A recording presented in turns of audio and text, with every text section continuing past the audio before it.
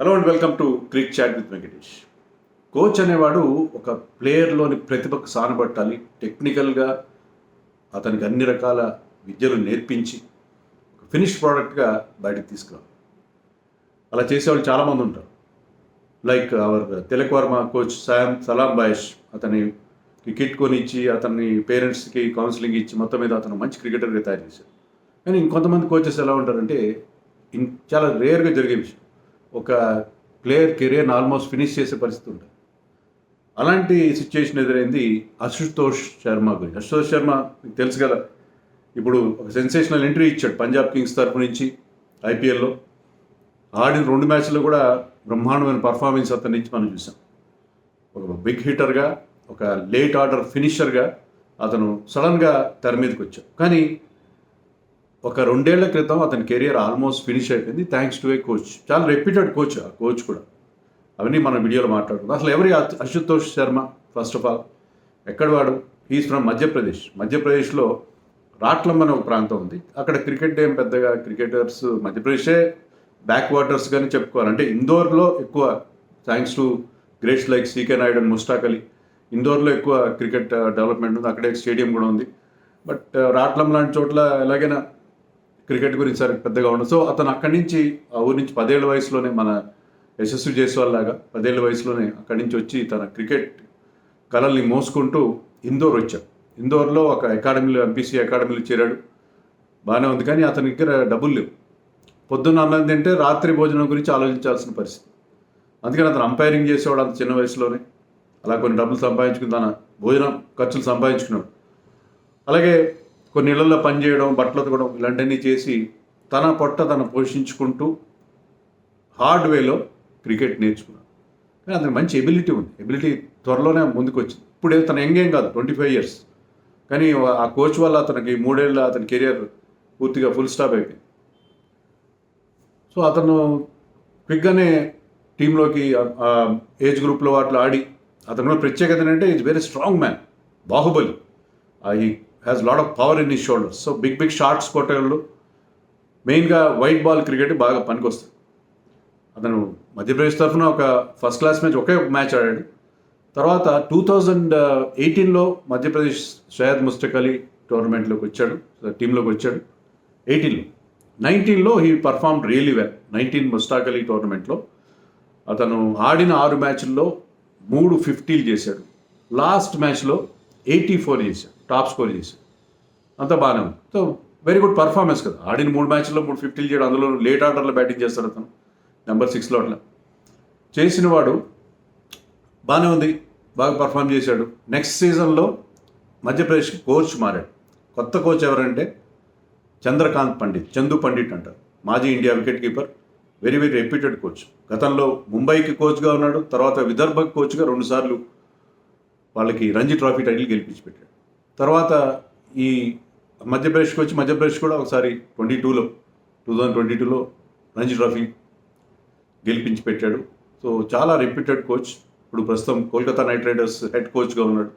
So కోచ్గా అతనికి domestic సర్కిట్లో చాలా మంచి పేరు. కానీ అతని విధానాలు, అతని కోచింగ్ మెథడ్స్ మీద ఒక క్వశ్చన్ మార్క్ ఉంది. చాలా స్ట్రిక్ట్గా ఉంటాడు ప్లేయర్స్కి చాలా కఠినమైన పనిష్మెంట్స్ ఇస్తాడు అనేది. గతంలో డేవిడ్ వీజా అని చెప్పి Namibia cricketer, South Africa then Namibia cricketer కూడా కేకేఆర్కి ఆడుతున్నప్పుడు చంద్రకాంత్ పండిట్ కోచింగ్ మెథడ్స్ మీద, స్ట్రిక్ట్ మెథడ్స్ మీద మాట్లాడే. ఈజ్ ఎ స్ట్రిక్ట్ డిసిప్లినరీన్ అనేది మనకు తెలుసు.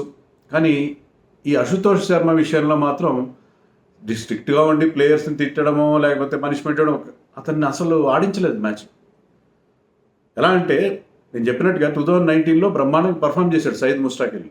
3 హాఫ్ సెంచరీలు కొట్టాడు. Top score it happens to be 84 last match.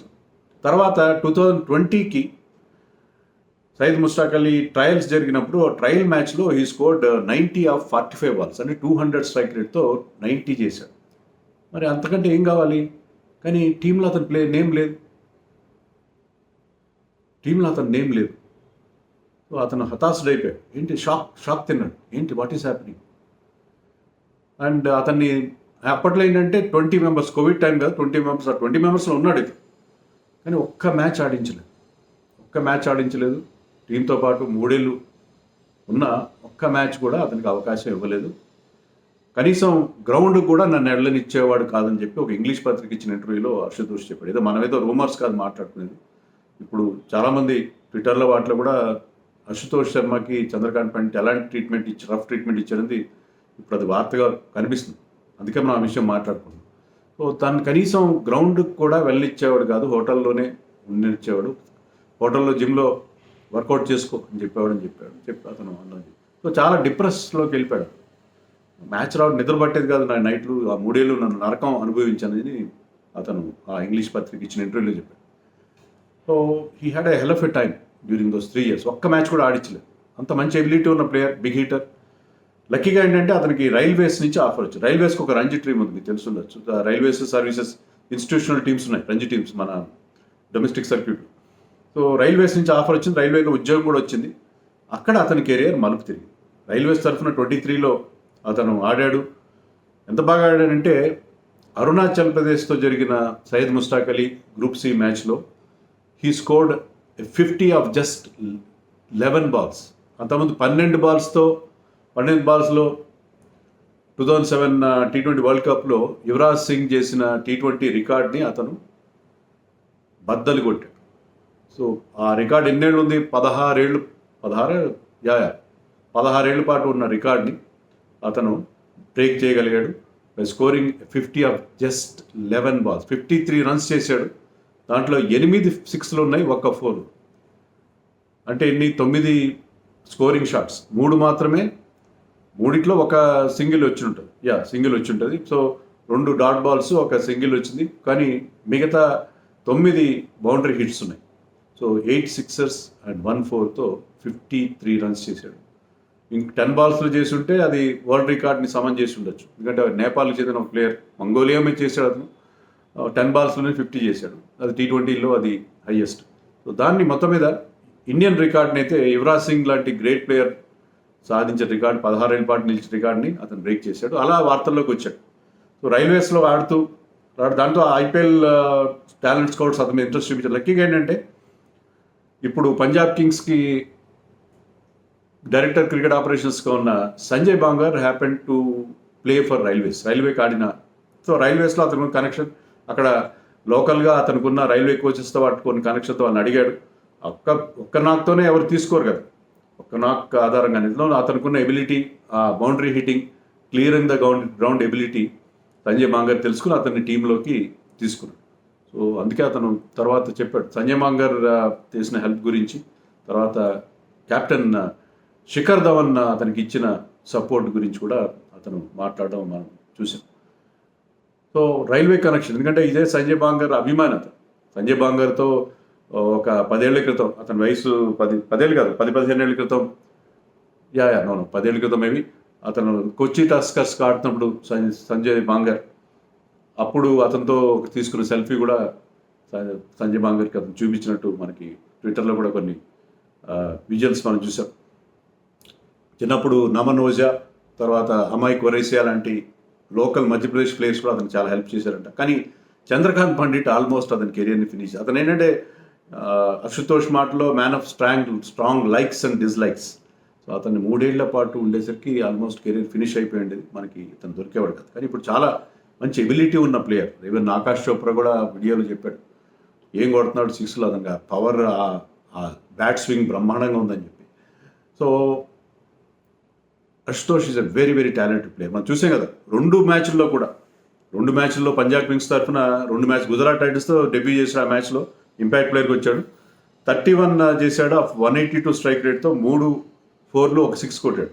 Shashank సింగ్తో కలిపి ఒక మంచి పార్ట్నర్షిప్ గెలిపించిపెట్టి 15.3 ఓవర్ 16th ఓవర్లో వచ్చాడు. అలాగే మళ్ళీ తర్వాత మ్యాచ్లో కూడా అలాగే వచ్చాడు అగెయిన్స్ట్ సన్ రైజర్స్.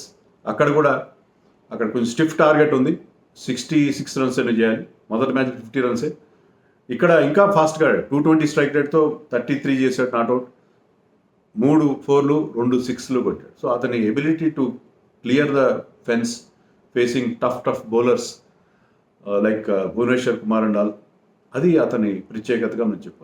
ఆ ఎబిలిటీ అతను కానీ శశాంక్ సింగ్ కానీ లేట్గా వచ్చి, ఎందుకంటే 2 మ్యాచ్లు కూడా ఈ బ్యాటెడ్ అట్ నెంబర్ 8లో వచ్చి ఇంత పెద్ద బిగ్ హీటింగ్ చేయగల ప్లేయర్ అంటే ఒక మంచి ఫినిషర్గా అతను అంది వచ్చే అవకాశం ఉంది. ఇది ఇండియా కాడాలి ఇప్పుడైనా ఏం మాట్లాడలేదు మనం, but he is a good talent. 25 years is పరి చెన్నై కాకపోవచ్చు, కానీ డెఫినెట్గా మనకి ఏంటంటే ఇలాంటి ఫినిషర్గా పనికొచ్చే వాళ్ళు చాలా తక్కువ మంది దొరుకుతారు. సో అతని ఎబిలిటీ మనకి చాలా చాలా బాగా అనిపిస్తుంది. అతని ఓవరాల్ కెరియర్ రికార్డు కూడా మనం చూసుకుంటే T20sలో 17 T20s ఆడాడు. It's a good number. దాంట్లో ఆల్మోస్ట్ 500 runs, 483 runs చేశాడు, 32 యావరేజ్ ఉంది. అది strike rate in those 17 matches, ఓవరాల్గా 17 T20s ఆడితే 197.9 ఉంది, అంటే 198. సో ఈ striking at almost 200 in T20s. అంత మంచి ఎబిలిటీ ఉండే ప్లేయర్, లోయర్ ఆర్డర్లో ఆడే player. So man to watch Ashutosh Sharma.